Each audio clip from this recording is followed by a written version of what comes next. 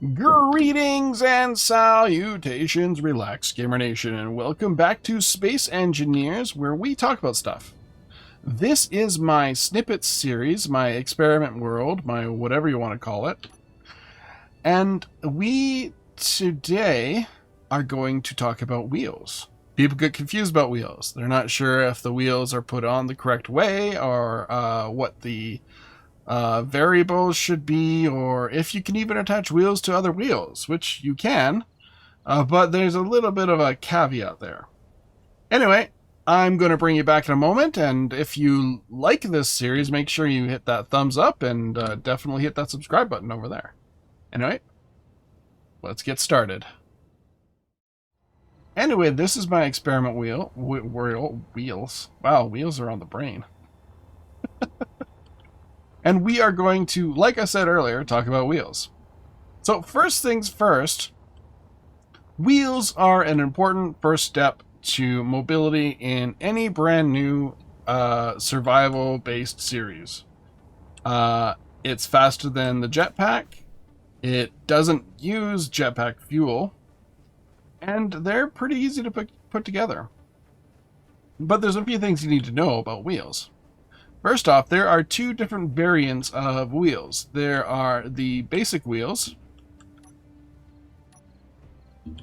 I'm not entirely sure what they're called, just the basic wheel suspensions. And then there are the off-road wheel suspensions. They come in 3 sizes each. And you cannot attach anything to the wheel block when it's part of a suspension. Zero, zip, zilch, nowhere can you do it. However, on the actual wheel blocks, just the wheel blocks, which you can attach to rotors, you can. However, these don't have all the same functions as these wheels do, because these are just basically a solid block with no suspension and nothing like that, and it can be a little difficult to get that sorted out. And in most cases, it doesn't work, so just go with suspensions. A while ago, you were able to attach these wheels to these wheels, but those wheels would still be solid and not benefit from these wheels, the wheel suspension. So these are technically two completely different blocks, because this has friction, strength, and all that such. This has nothing. It's basically just a block.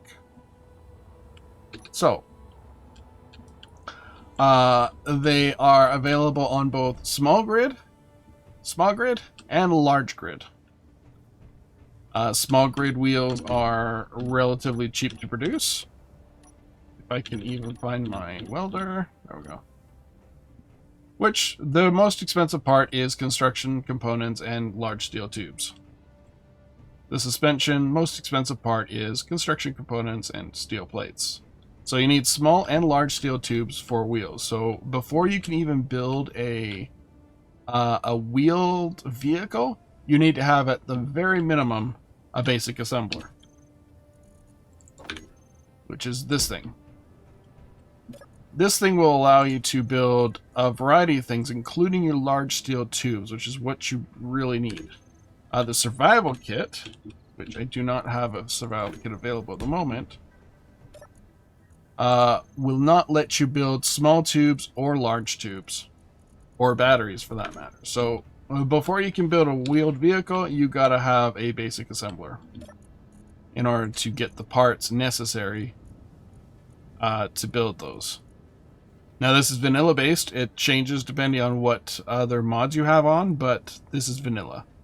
The only thing non-vanilla in this world is my build vision. So there's that. Now, in order to place a wheel, some people get confused. For these wheels, they're actually super simple to understand, because on the sides of the suspension, they have arrows pointing up. See? Arrows pointing up. While on these ones, yeah, these ones are a little more complicated to figure out. But the most defining point of this is the flat end of the basic wheels goes to the bottom. So it doesn't matter if it's which size of wheel, they're the same thing. As you can see, Small suspension. There's an arrow pointing there. Well, actually, it's a warning arrow. But it gives you a good idea. And the other defining thing is that this yellow thing goes at the top. So anytime you're building wheels and you want it to be the right way up, right way around, etc., you want to make sure that it is in this kind of layout. Now, these wheels here, these particular wheels that I'm pointing at right now, are only available from, I think it's Pertam, the Wasteland Survivals. Unless they changed that. They might have changed it due to complaints. No, Wasteland. So you need Wasteland, the Wasteland pack in order to get to benefit from the off-road wheels, which I highly recommend that you get, but that's just my opinion. If you don't have the $4, $5, whatever it is, it's not going to make much of a difference. You're just going to be stuck with these type of wheels, which, to be honest, are much uglier. I'm hoping that they will update these eventually in the future, but I'm not holding my breath. A lot of older blocks that they remake, like these wheels, these suspensions, they really don't do anything with this, which is a shame. It's just an absolute shame. But the other thing that you can take away from this is on the basic wheels, you see where the little top piston is that goes into the thing? That is a top. So the small, medium here, they go to the top as well. Sadly, there's no arrows pointing up. Just remember, flat end, piston top. Pretty simple, right? Now, there's a whole bunch of settings. The basic settings are decent for most situations.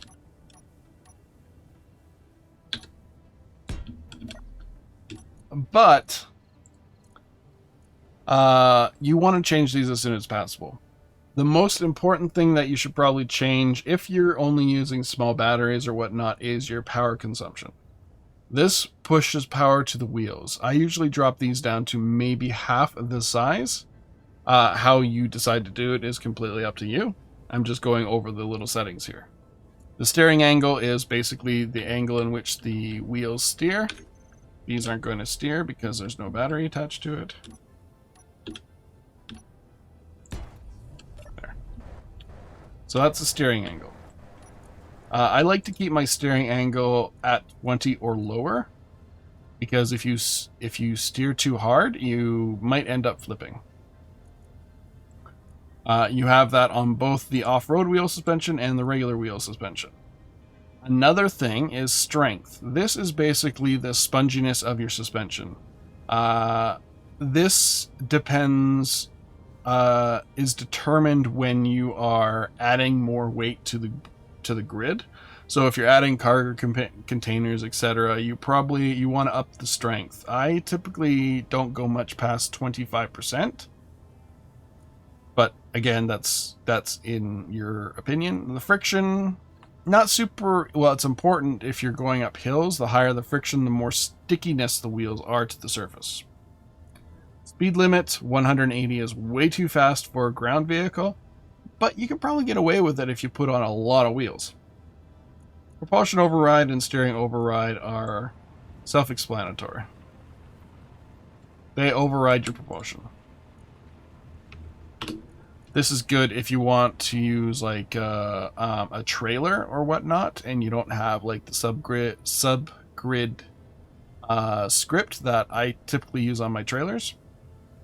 And the steer override is basically how you want the wheel to actually override the steering. Now, with most Rovers, you will notice that they tend to lean to the left.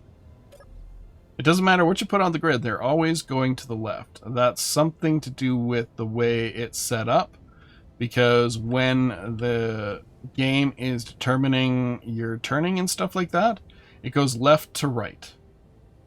So your left will turn, or is it right to left? I don't know. Something like that.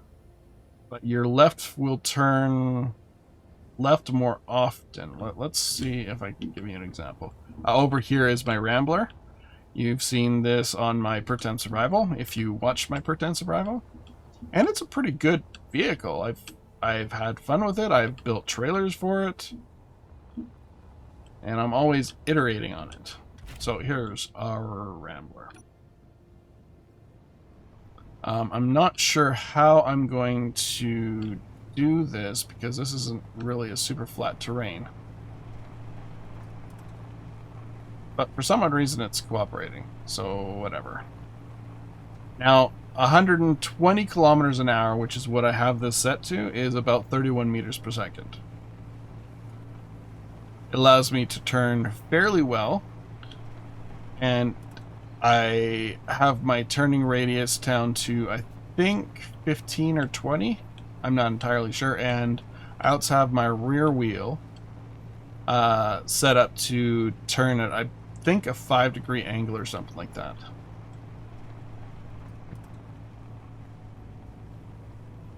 It works pretty good, in my opinion.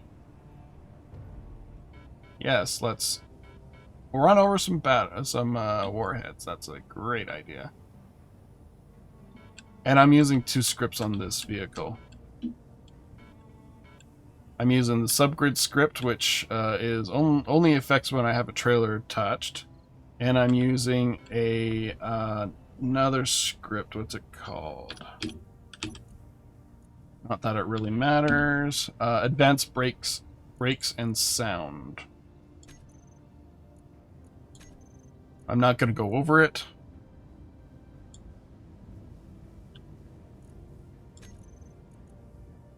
Advanced brake lights. That's the script that I'm using for this. So I have it set up so that when I'm backing up, I have the reverse sound going, and I have my backup lights going. When I hit my brakes, it'll set off my brake lights at the back. And that's about it.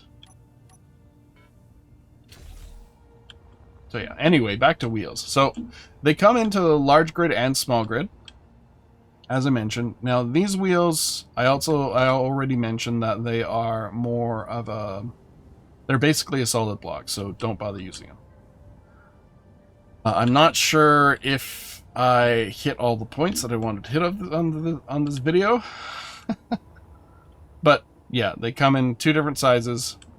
Oh, another one of the things you want to note is the larger the wheel, like the 5x5 wheel, you will notice that it uses 4 attachment points. So keep that in mind. Now, typically people run on the 3x3s because the 1x1s are honestly way too small to be of any use unless you're on a surface, a solid surface with no terrain. So 3x3, 1x1, and your 5x5. The 5x5 wheels are 5 blocks, as it states. So it's like 1 block in the middle, then 2 blocks up, 2 blocks down, and in each direction. I might be able to 1, 2, 3, 5.